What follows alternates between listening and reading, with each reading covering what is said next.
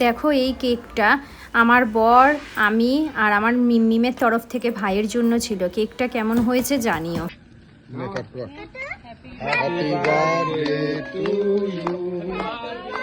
Happy birthday to you.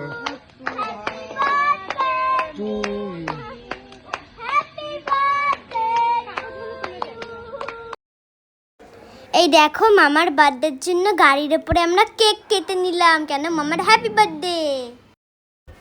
সবাই মিলে বেরোচ্ছিলাম ঘুরতে, তো একেবারে রেডি হয়ে গাড়ির ওপরেই আমরা কেকটা কেটে নিচ্ছিলাম।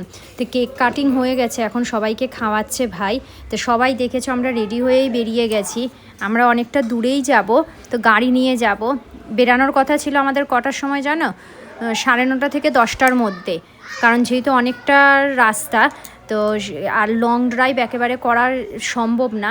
কিন্তু আমাদের বেরাতে বেরাতে 11:30 হয়ে গেছে রাত্রিবেলা। আসলে জানোই তো, কোথাও ঘুরতে গেলে সব কিছু গুছিয়ে নিয়ে যাওয়া আর বাচ্চা থাকলে অনেকটাই চাপের হয়ে যায়। তার ভিতরে আমরা রাত্রের খাওয়া দাওয়া সব কিছু করে নিয়েই গেছিলাম, যতটুকু বাড়ির খাওয়া খাওয়া যায়। তারপরে ঘুরতে গেলে বাইরের খাওয়া তো হবেই।